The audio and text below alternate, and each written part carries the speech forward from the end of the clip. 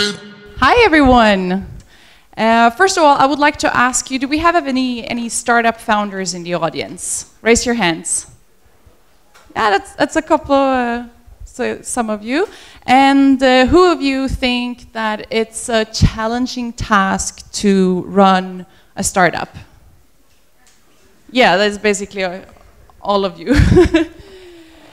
And I really agree with you. It is hard. And that is my mission, to make entrepreneurship a straightforward process. I am Melinda Ellenborg, and I'm the founder of Action Metrics. I previously worked at the investor Daphne here in Paris. Now, since a year back, I'm coaching and consulting startups in data-driven entrepreneurship. When I was an investor, I met over 100 entrepreneurs. And from that experience, something struck me. Some startups grow really fast, while others seem to struggle. And from my perspective, it looked like the ones who succeeded were very data-driven, while the other ones were relying on their gut for advice. And to further confirm this thought, I realized that the large startups like Facebook, Airbnb, Zapier, Zalando, they were following the same process. So they seem to use customer feedback, metrics, and testing to succeed with their startup. And based on this learning, I created the roadmap to data-driven entrepreneurship. It's split up in 4 parts, so you always know what to focus on. So you start in the bottom left at the idea stage. Here you'll need to validate your problem, and that means identifying a large enough one. And you do this best by interviewing potential customers in a structured way. So for example, by scoring your interviews. And what you learn from the interviews, you'll use to build and define your first product. So the next step, you need to validate your solution. So the hard truth about being an entrepreneur and a startup is that the first version of your product that you build is never right. Having the right product means that your customers love your product, also called product market fit. And to get there, you need to iterate multiple times with user testing. And next, once you've gotten there, you reach product market fit, things start to be a bit crazy because people love your product. Now it's time to organize yourself to be able to scale. In this transition phase, you'll need to define your KPIs so your team can stay aligned as the team grows. Furthermore, you need to build real-time dashboards to stay in touch with your users as your user base grows. And then finally, when you got everything under control, it is time to invest in growth. And the most efficient way to do that is with growth hacking. That is a process of high-tempo testing.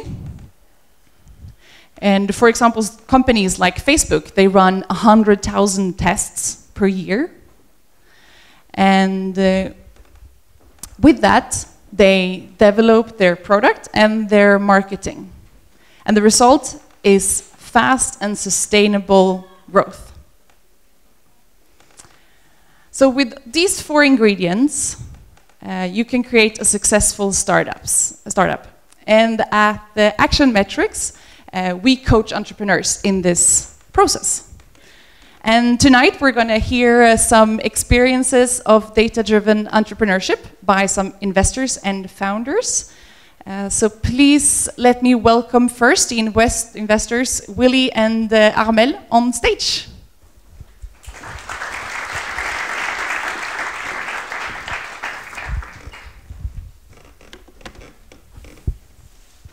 Maybe we can start with Armel. Would you introduce yourself to the ones who don't know you? So my name is Armel. I'm working at a firm named Elaya. I hope you know it.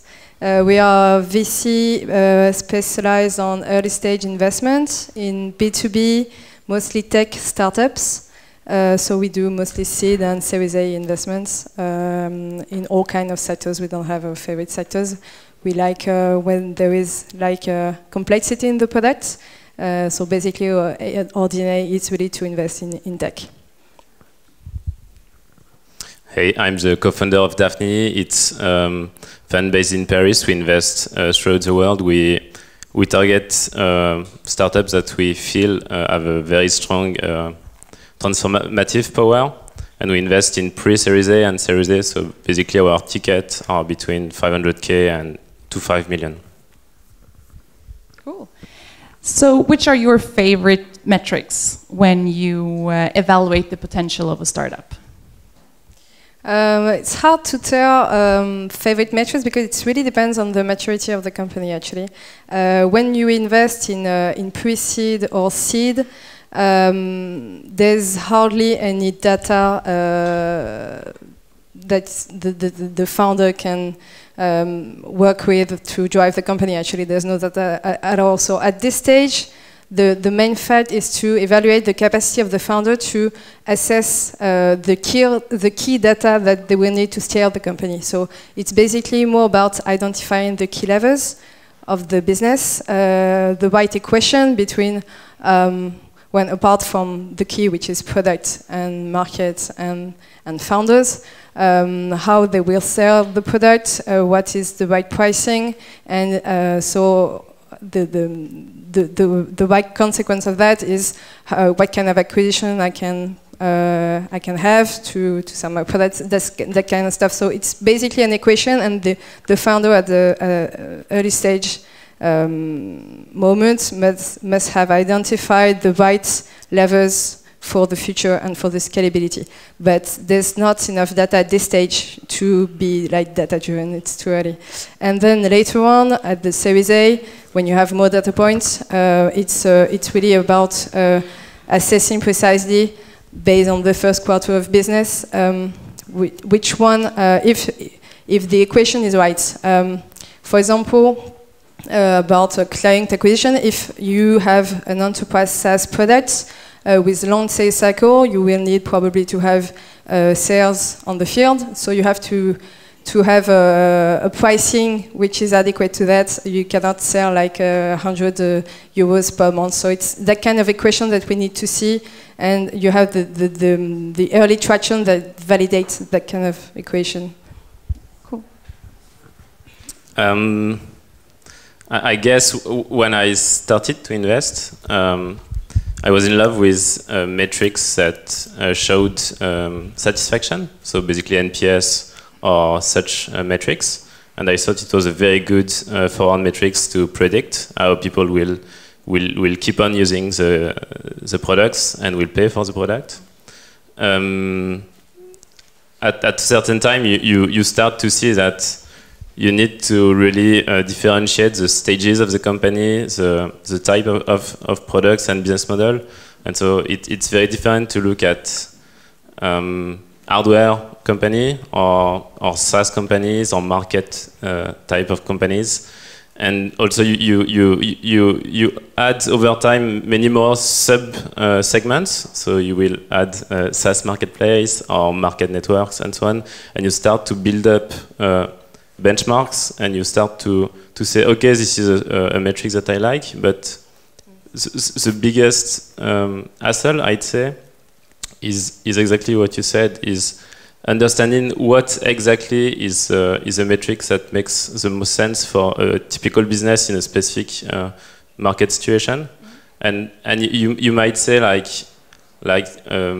the day 30 metric, like do people still use a product after 30 days, is a very good metrics, for instance, for a mobile app.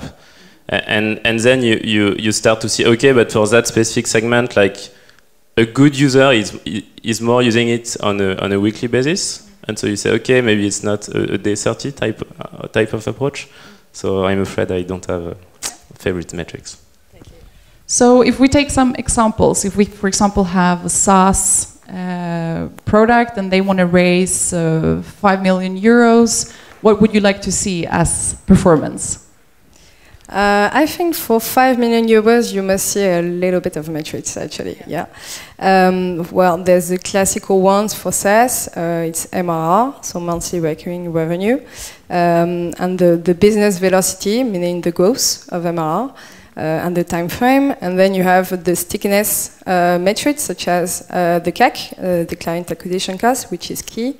And in front of that, the LTV, meaning how long the client stuck to the product, and the payback.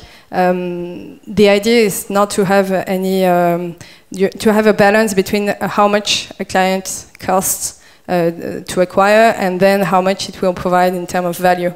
And if you don't see that it's a virtuous cycle, it means that somehow you have a problem somewhere in terms of models, in terms of pricing, in terms of acquisition channel, but you probably have an issue to resolve. You want to add something? Yeah, just maybe a small comment. You presented your framework, which I find very compelling. For such a run, basically, you would need to have very structured data approach. What we see on average is startups have external use at the seed stage about to be like first to set up the shareholding report, because we will ask specific metrics with the company, and oftentimes they use the external helps such as yours. And then also for themselves, they need to be very precise to do so. And like you have some kind of standard heuristics in the VC world, like you would say like 100K MRR is a bit too standard for Series A, but then it depends on the growth, on the eventual margin, on a lot of things. But you have like some very rough heuristics that everyone are using, and then you start from there, and then you say yes, but what are the unit economics? Is LTV under CAC good or not, and so on, and so you adjust. Cool. And so, do you think the startups that you meet, do you find them data driven? Overall, I think that today founders are quite well educated to the idea that metrics are key, metrics data in general, because data is not all about metrics. I think they are well educated to the idea that it's important and that it will help them drive the business. So yeah, overall I would say yes.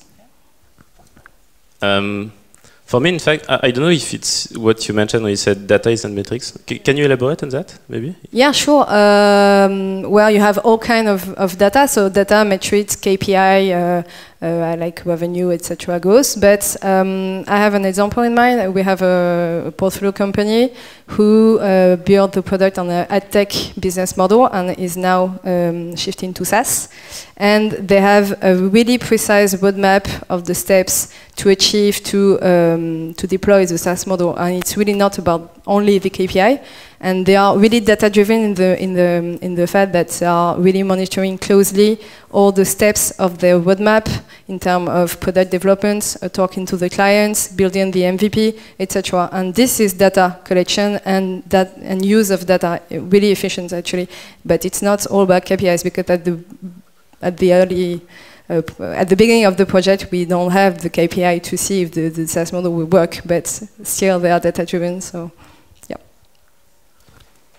And to answer your question, I'd say I will have two parts on my answer. The first one is, there is a kind of tension in the entrepreneurs that we see between people that are very like strategic oriented, that are very good at convincing you that the opportunity in terms of market size, in terms of growth and competitive dynamics are very attracting.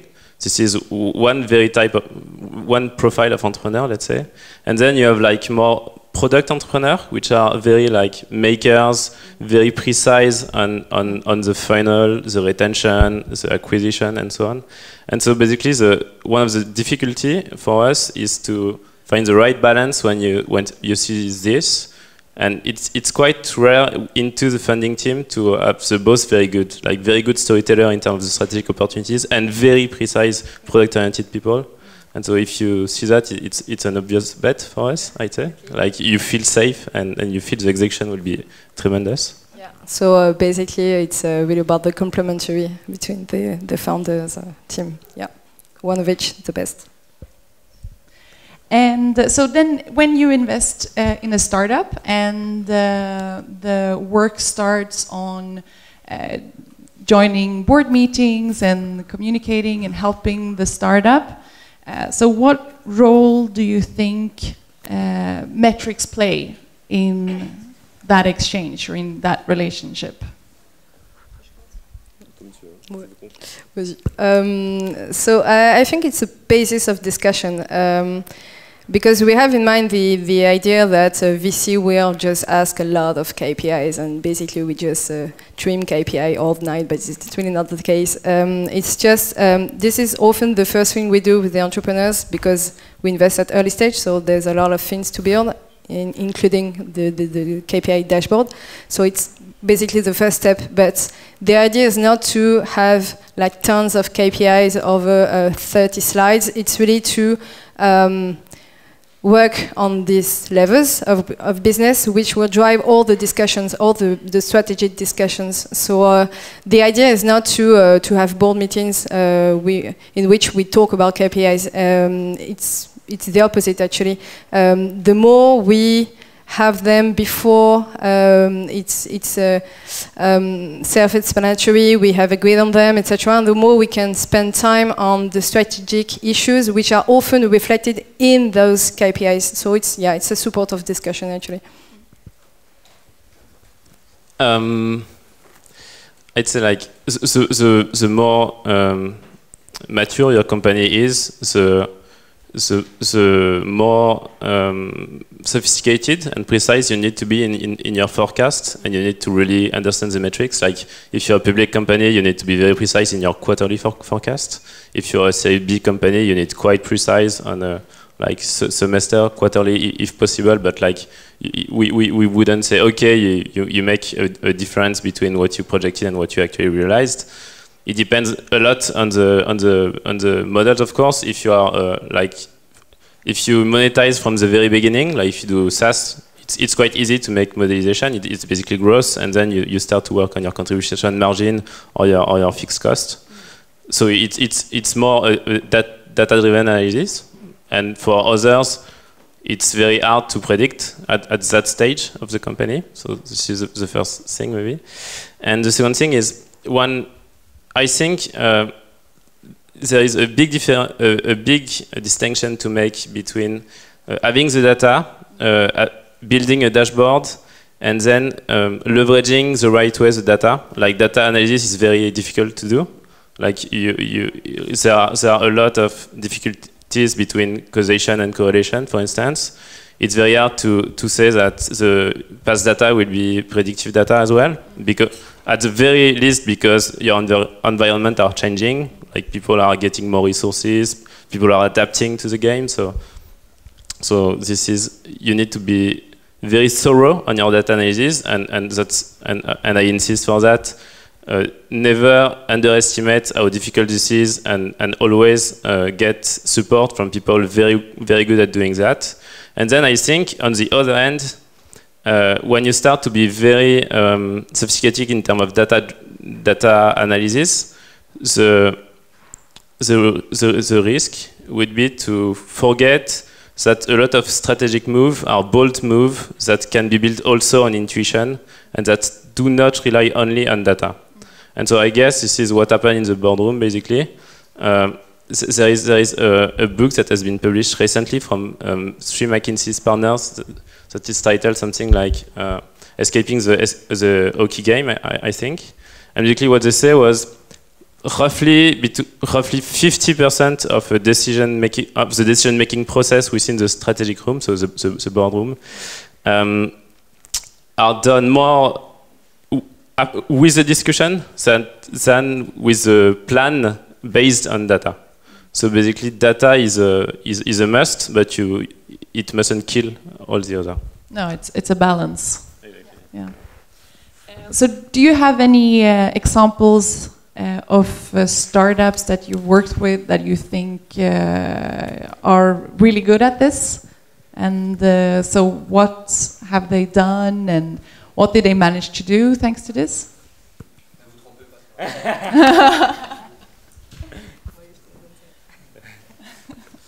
The easiest answer and the most obvious one would be on the two next guests.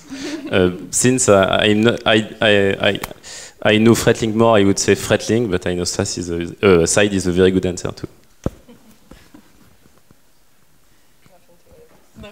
Okay. And do we have any questions from the audience? I think Vlad is out the... Come out.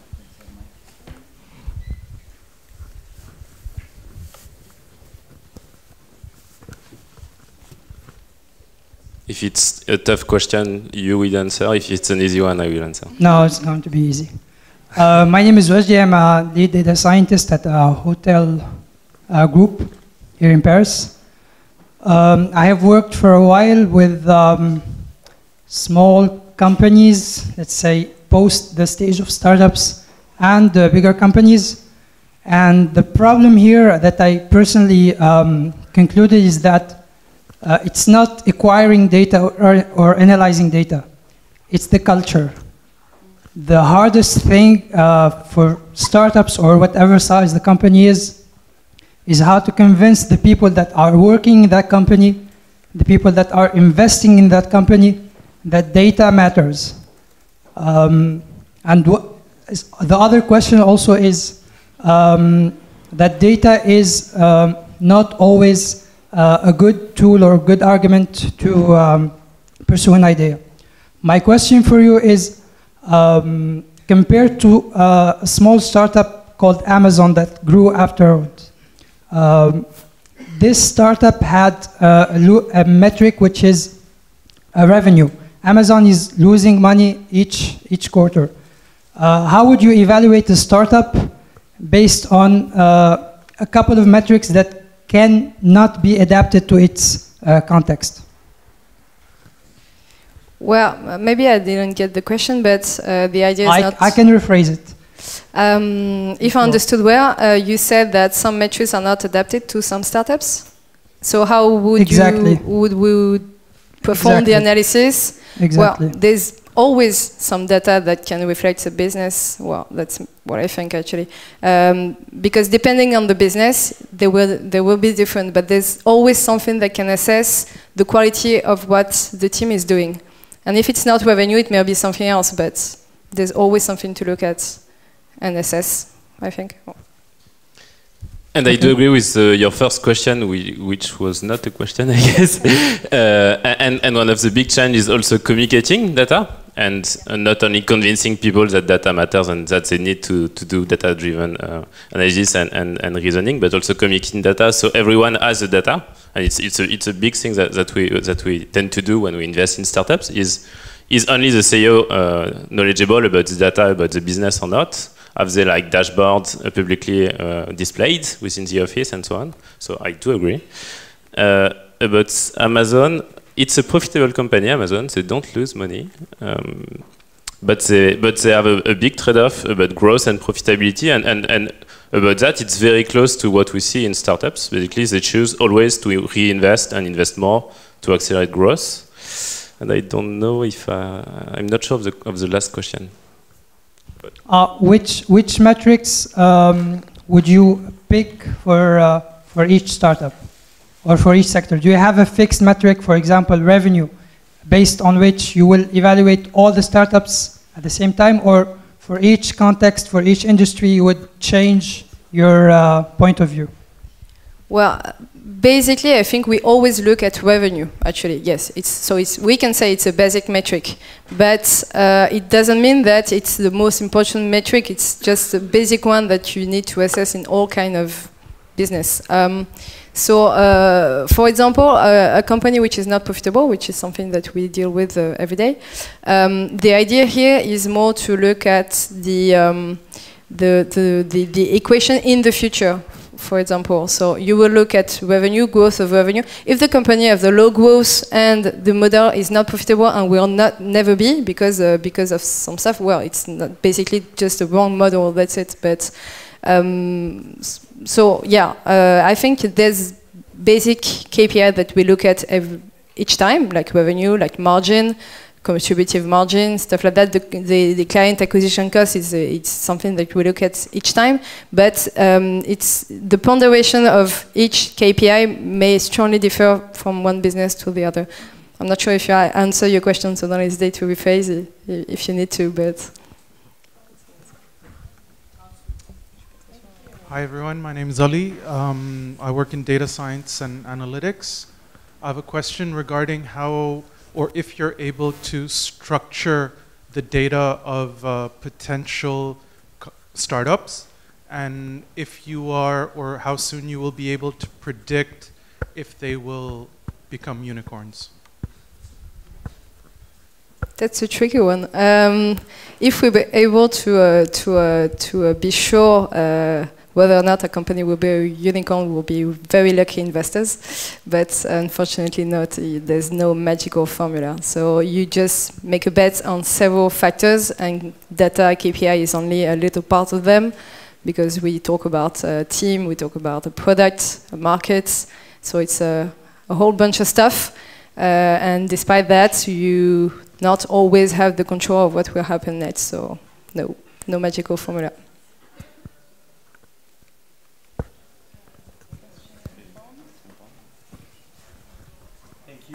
My name is Meren. I work in a BI department of an ad tech company in Paris. My question is that you mentioned several times that the most important for VC is to understand the best KPIs for the correct kind of company, industry, and so on. When you have to make a choice because you don't invest in 20 companies per week, is there a way for you to take a final decision between 10 different companies that have nothing, like not at all the same metrics? And if yes, how do you choose the final metrics that is kind of uniform for all the companies?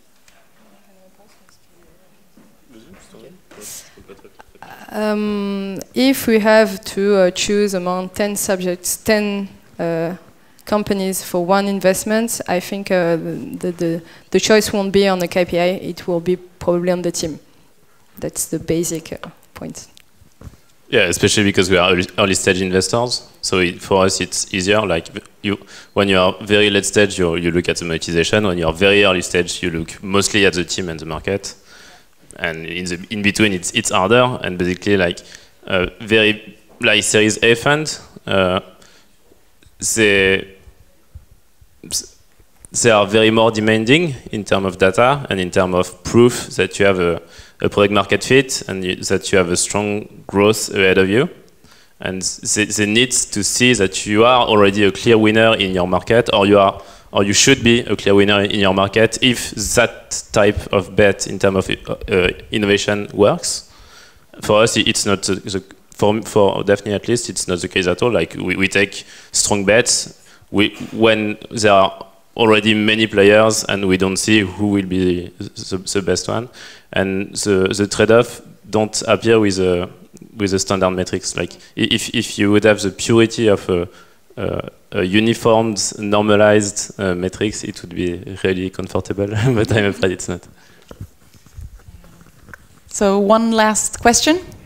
Hello. How much do you value ideas or concepts compared to KPI?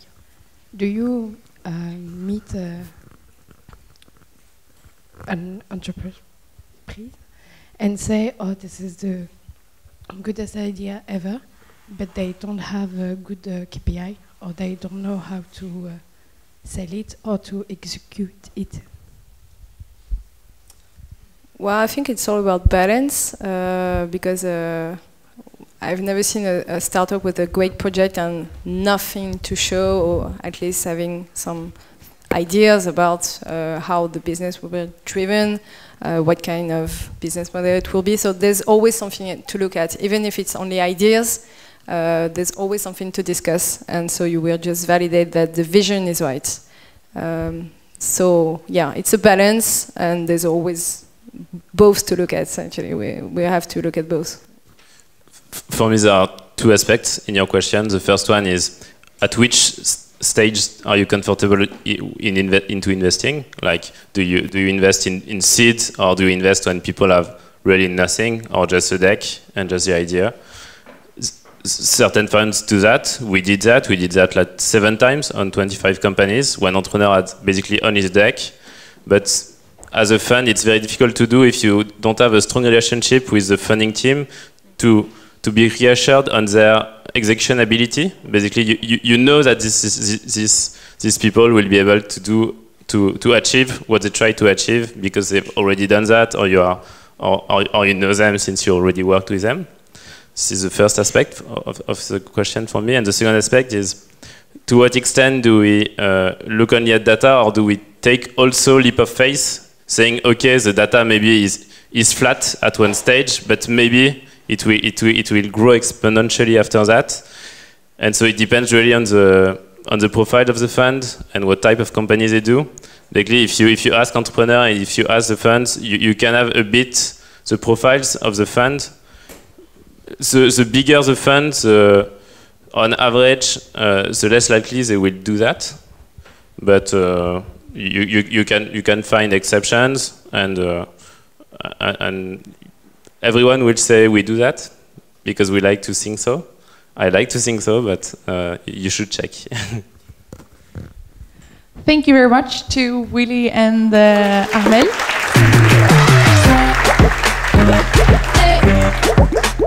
Que la famille.